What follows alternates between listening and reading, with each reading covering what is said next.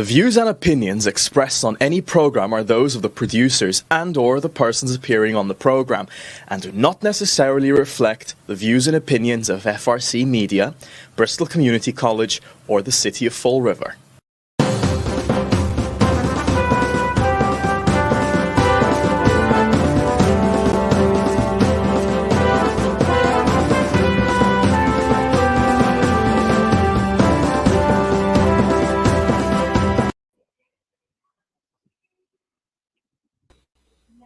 Well, hello. Welcome to Spindle City Straight Talk. I'm Chip.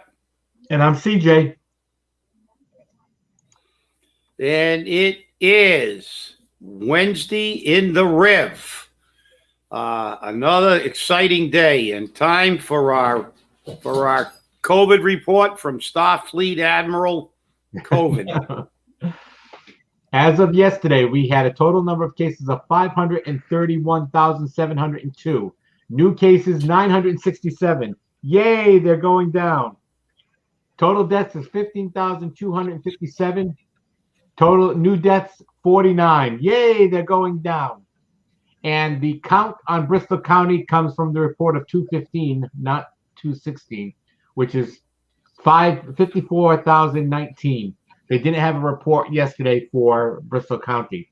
Now, a thing that's interesting to bring up right now is that in Rhode Island, which we're part of Rhode Island as well, even though we're Massachusetts, they have both the South African variant and the United Kingdom, the UK variant of the SARS virus, of the COVID virus.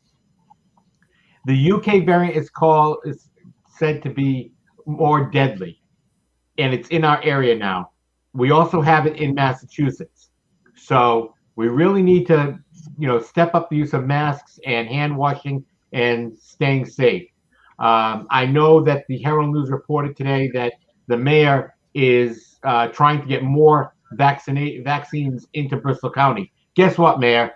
I know you're trying to look good, but guess what? Every mayor is trying to get more vaccines into their towns, into their communities, into their counties. You're not the only one. I guess it was a slow news day for the Herald News. It really is a shame. And, you stood there, and you and State Representative Alan Sylvia, when you got the Liberal Club open for the vaccines, but the state changed the rules. I noticed you weren't standing there saying that what a disappointment it was. But again, it's neither here nor there. Try to make things work right is what I have to say, and do what's right for the people. That's what's important here. And as you may have noticed, Mr. Mayor, a lot of people on Facebook are not saying you're doing a lot of right for the people. Yeah, and I saw actually not too long ago watching the news that I think that we have 2 cases of the African strain that have been detected in Massachusetts now too. Correct. So we've got the African, we've got the UK, we got everything. So come to Mass, you can get everything, including marijuana if you want to come to Fall River. So, but yeah, and obviously the COVID is an issue now. They're talking about now. Our president is telling everybody now that they're going to wipe out the COVID. Everybody was, all the other previous administration didn't know what the hell they were doing, and he would have eradicated it, and he'll be get a handle on it. Now he's saying we might we might be clear by next Christmas. So you ever notice how the politicians keep changing the field? Yeah. Oh yeah, they changed they moved the goalposts all the time. Now look, this country will be toast if these Democratic governors, if they want to lock down everybody. I think they're intentionally trying to destroy the economy so China can take over the world. Because listen, Florida's been open for business, and other states have been open for business. They have better numbers than most of the states that were totally locked down, and now they're going to pay. Everything's about money. Now Joe says bigger is better. Bigger government, bigger money, run up the national debt, Everybody, it's beautiful. They love to give away money, and all that is a disguise to bail out these incompetent blue state governors and mayors who can't stop spending money. And that's what it's about. They can't stop spending no matter what. So it's always more taxes, more everything. You're already seeing your prices at the gas pumps go up. It was pretty comical to see all those frozen windmills in Texas. And I know. I mean, this is an unmitigated disaster. But speaking of unmitigated disasters, our segue into another letter about our amazingly competent and professional superintendent of schools has surfaced. That is the unredacted version, isn't it? I have the unredacted version, but as you notice, I put a card to block out the complainant's name and information. Yeah, but I'm saying, but I believe that the one that's been circulating was a redacted. It is redacted by correct. Request of the individual. Yeah, correct. So there were individual who requested it. Was afraid of harassment and repercussions, and didn't want to have any of that. And the individual said, "You're going to do with it what you want, but if you could please redact my information, I would appreciate it." I said, "That's why I contacted you first." But I have confirmed this is the actual complaint. There's no editing of the complaint. It is what it is. And that's exactly what the complainant said. It is what it is. And it's a shame. The complainant was not surprised that more complaints hadn't come out yet. People are afraid. Well, justifiably so, but let's sit back and see what the council does about this. I know that we've seen the council making some noise, especially Kadeem, and I know that there are some councilors that are absolutely livid about what's going on. But I saw that statement issued by Council President Ponte, and I was frankly disappointed with it. I think it was far too kind, and it's almost like a cover your butt piece to say, well, what they're doing is wrong, but we have no jurisdiction. And I disagree. I believe that that's the position that the school committee wants to take, so they can continue to not be transparent, to suppress that report. Which, by the way, and I know that the school committeeman Hetzler was defending himself supposedly on Facebook. I don't do Facebook, so, but I got reports that he was defending himself, saying you don't have all the information. And my response to that is, well, give us the information. If you're saying that what you did was in the best interest of the public, and that we don't have all the information, it's you are implying that it wasn't as bad as everybody is making it out to be. So if that was true, I mean, anybody with a modicum of logic would say, listen, if they've got a report that they paid $25,000 for, and it basically says that, it wasn't really this bad, they would be putting it on the front page of the Herald News. And that report is going to come out because they are required, whether it goes to the Secretary of State or Superior Court or wherever they go, they will ultimately release that report. And I hope for your sake, school committeeman, that report is not as scathing as people are contending it to be, because then you'll be proven correct, and everybody has the right to due process, except the taxpayers. And if that is, then you'll have to explain why in the light of that scathing report. My personal opinion, but let me make this clear. They all have their right to feel the way they want to feel. But I find it difficult. And I would say, okay, if this is the way you want to vote and this report is scathing, obviously you're not going to get my vote again, because if you want a superintendent employed that created this kind of hostile environment, that has a past record of creating this kind of environment in other schools, and you think that he should remain employed, I disagree with your philosophy on education, and I'm not going to vote for you. But see, this is the problem. We have these people who had financial gain from keeping him employed, or got something from him, calls into question not only their ethical position, but their legal position. And I wouldn't be surprised if at some point in time, somebody goes to the Attorney General's office on public fraud and demands an investigation of the actions of the school committee. Because, if you bury everything all the time, this is what's going to happen. It's going to be question after question after question. So, this is the issue. Everybody's complaining. It's a diversion. It's this, it's that. No, it isn't. People want to know. I mean, look at what's been done to these people. Look what's been done to these people. Would you like that done to your wife or your daughter or your disabled child or your elderly mother who still wants to work and does a great job? No, at least I wouldn't. But if you do, you have every right to that opinion. But my position is, if you're going to do something for your own self-gain, or it's your perspective that this is okay, and you have agreed by your vote to keep this guy employed after what we only know a little bit.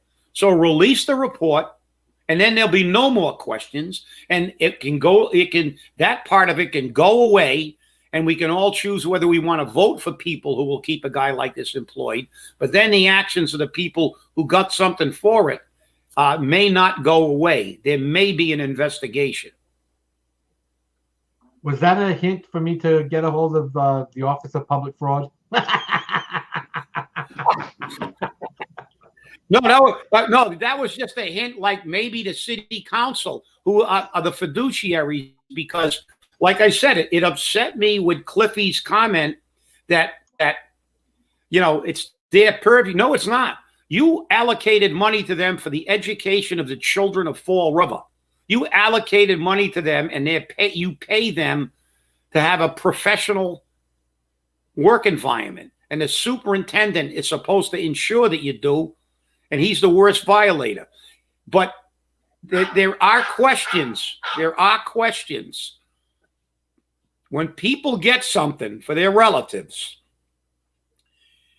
and then they take a vote, the perception to that for a lot of people are that they sold their vote, and that's not legal.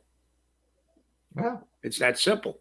And we've heard rumors of other illegal actions that may or may not have been taken, and until we can confirm them, we really can't get into them too much. But I'll tell you right now, if the person that is involved, the two people that are involved in this, have any backbone at all, okay, they'd make that public, and they'd file a necessary complaint, because it's wrong. It was just wrong. And I know that when you have the ability to make changes, you do it. You don't just sit there and say, oh, well, I'm going to do what I have to do to get by. That's not how we do business. That's just not how business is done. But that's how it's done in Fall River. We do what we need to do. Yeah, well, exactly. But, as you said, CJ, we can, if somebody's in political office and they have a completely different political philosophy, then you can choose to vote or not vote for the person. And the easiest way to do this was to be completely transparent. But what they've done is they continue to build. And so they are the people who are creating this atmosphere of question after question, comment after comment, because all they had to do was release that report. And believe me, it really irritates me that we're paying Bruce Assad $90,000 a year not to represent the school committee, who are the employees of the citizens and taxpayers of Fall River, not to cover them, not to provide cover. Now they're going to have to, now he's going to go out and hire somebody to fight the releasing of that report to the public and to the council. And that's wrong. More money, more taxpayer money being used to stop you from getting the information that you have a right to about an employee of this city whose salary we pay. And he's getting 90 grand. And I think that's a violation of his sworn duty as an attorney in their canon of ethics. And at some point in time, somebody who can say they have standing, like the council, probably should reach out to the board of bar overseers and see if it's, because there's another issue that the city council should have issue with. They're going to use school department money to stop them from getting a report that they want. Is that what they appropriated that money for? You know, the city council has far more jurisdiction than some of them want to admit. And if they don't want to pursue this to the maximum, then they're going to be indicted by their inaction. I mean, this is a serious, I mean, as you said, CJ, we have some other allegations that we won't talk about until we absolutely confirm them. But this was like every colloquial expression you ever heard. The cat's out of the bag. Pandora's box has been opened. The genie's out of the bottle. You just keep going. But that's the problem. This has opened the door to the kind of insider politics that the school committee does. Education reform, as I've said for years, should be reformed. They created an absolute fiefdom over there, and it's always been abused. We know what Meg Mayo Brown did, paying her secretaries $20,000 or $30,000 more than the other secretaries, creating her own Republican God, so to speak. And this is the problem. I mean, this shines the light on politics, and it just goes to show Fall River is a small-time federal government. We see what happened to the Lincoln Project, didn't we? Yeah. You look at the Lincoln Project, it's fallen apart. Besides having a pedophile, but now they're finding out that they got hundreds of millions of dollars, and very little went to what they said it was going to.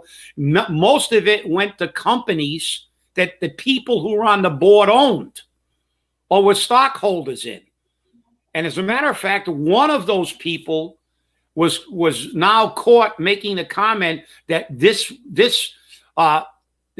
Lincoln Project was his road to generational wealth. In other words, he was going to get so rich off people's money that for generations, his family would be rich. This is what government does. They give their friends money. Look at Cheney and Halliburton. You know, we just keep seeing this. And now we've got this window into the school department about people getting jobs, people having jobs created for them. And it happens on a city side. Not exclusive, but at least on a city side, we know when it happens. But the school department has always had that cover. Leave us alone. We're autonomous. You got no right to ask us any questions, and we'll just go rogue and do anything we want with no oversight. Well, guess what? The door's been opened. They're shining a light on it, and it stinks to the high heavens. The dump smells better than this. That's for sure. Hey, I want to get into this complaint that was sent to us a little bit. Yeah, absolutely. As a former employee of the Fall River Public Schools, I would like to provide you with the information related to the rude, dismissive, discriminatory, and professionally insulting actions and behaviors imposed on me by the superintendent, Dr. Matthew Malone. As you may be aware, my contract was non-renewed. With respect to the non-renewal, in March 2020, I was informed by Dr. Malone with a phone call that my contract was not being renewed. When I asked Dr. Malone the reasoning as to why he had made that decision, he informed me that he did not know what he wanted, but that he wanted someone he could invest his time in. During the phone conversation from Dr. Malone, I reminded him that during my tenure as principal, scores increased.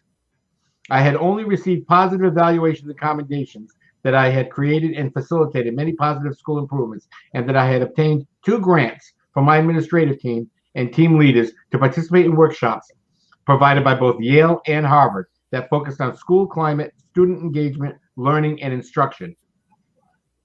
To further provide examples of inappropriate and discriminating behaviors by Dr. Malone, I attest to the fact that during the 2019-2020 school year, Dr. Malone canceled my formal site observations twice.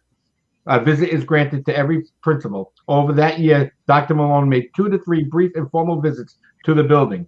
These visits were unannounced and seemingly intended to provide an opportunity for photo ops, for no effort was made to speak with me. In fact, he ignored my presence, often walking quickly ahead of me and not engaging in conversation. On one occasion, he brought with him the current principal for a visit and did not have the courtesy to introduce me to him. I suspected at that point that he had plans to replace me. That was January 2020. Email documentation, which can be provided, written last year, provides evidence of a principal's meeting held at CUS where Dr. Malone embarrassed me by highlighting the work of every principal and the work taking place at their schools, and did not acknowledge my school at all. After sending him an email telling him how he professionally insulted me,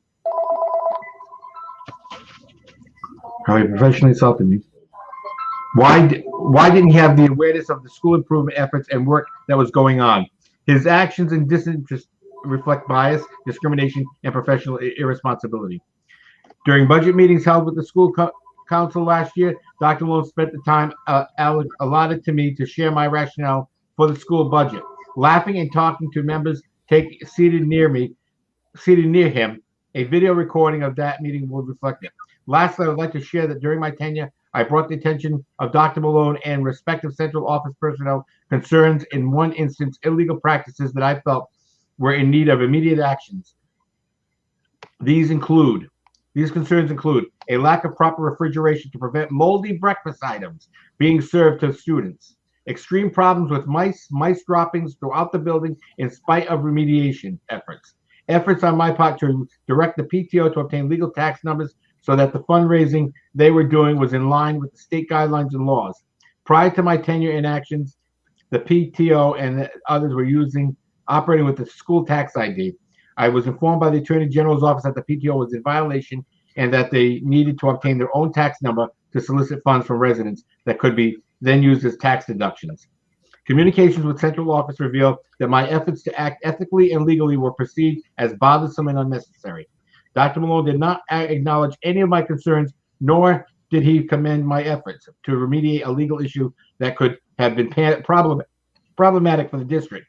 The only communication I was aware of from Dr. Malone was his reference to the head of our food services department at the school as having a history of being a problem. She was the one who had sent me photos of the moldy breakfast items. In summation, I was non-renewed because of age discrimination, not incompetence. I hold a PhD in education, I'm skipping over all of that. And I had to advance the work of the district. During my tenure, I worked under duress within a hostile work environment fostered by the immature and unprofessional behaviors and actions of a narcissistic superintendent who is nothing more than a hollow cheerleader for the district.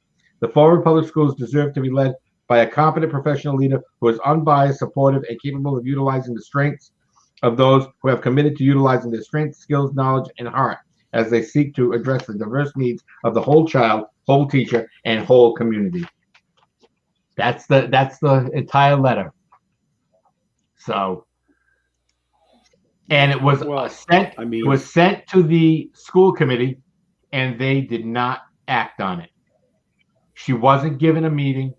This person was not given a meeting, was not giving any time in court, none of that. The issues were not addressed. But can you believe they're serving moldy food to our children? This superintendent wants to serve moldy food to our children? What kind of bull is that? Yeah, and it's also got rat dropping topping. Yeah, exactly. I mean, what kind of I mean, that should have been on the front page of the newspaper. But you're right, CJ. That's what's disturbing. This letter was sent to the school committee, and the school committee didn't even have. I don't know why this guy he's untouchable. I got a pretty good idea, but it's my opinion. But the fact is that they didn't even call this woman in. And look, she's kind of like you. She got more degrees than a thermometer, and she seems very competent. But obviously, a superintendent can say, "Well, she doesn't. I don't get along with her." But they have to have some. We wonder why Fall River is always so bad at things. We hire an ice house guard to run DCM. We wonder why it doesn't run well. This guy fires somebody. You think the school committee would have at least given this woman due process and call her in and say, okay, what's your case? And she'd say, well, I did this. My school had some of the highest attainment levels. I got all this. I don't see any reason why I should be terminated. And the person they're hiring, he's hiring has less qualifications than I do. That's what the school committee's there for. Then they should have called him in. And they should have given this woman, but they ignored her, apparently, by her own words. They didn't do a damn thing. Nobody reached out to her. Nobody said anything. So this guy is running amok. I remember things. I got a pretty good memory. You remember in one of the other letters, they said he used to walk in a room and say, well, let's see who's getting fired today. Yep. Or something to that effect. Yes. So apparently this is his bullying, tyrannical style of management. You walk in a room and say, well, I'm in a bad mood today, so who's going to get fired today? Who can I abuse today? It's his modus operandi. And this is unacceptable. And it's unacceptable that there was a letter generated to the school committee. I'd like to know if they did anything about rat droppings and moldy food. And also why this woman never got the time of day. It's wrong. It is wrong. I'm wondering if they thought that she was just a bitter, disenfranchised former employee, because that always happens. But even if they're bitter and disenfranchised, you got to give them the time of day. You got to talk to them a little bit. You got to find out where their position is coming from. Especially with rat droppings, especially with moldy food and rat droppings. And right, look, obviously she's upset. But then again, certain people are allowed to be upset. Certain people, if they, but yet if people say the wrong thing and they're canceled in this culture, they will be terminated for no cause. Now, listen, all I'm asking for her, and I feel it's justified, is the same thing we're asking for with that report. Let's look at the whole picture and let us decide. I agree. I think it's necessary that the people know. And therein lies the problem. CJ, it's just, we've got looks like we got a cabal, a mafia within the school department, and they've been hiding under the cover of the school department's autonomy for a long time. But now the light of day has been the door has been opened. We're seeing a snapshot. And I think we need to dig deeper and see how many people got jobs, how many people have done this, how many relatives and friends had jobs made for them or got slid into positions, how many people just walked off the street with intentions of being school teachers or whatever and didn't do it. So and principals, that's for sure. Well, we're out of time, people. That's right, and principals. Thanks for watching. Remember, stay safe, stay angry, wear a mask, and take care of yourself. We'll see you on Friday. Bye. See ya.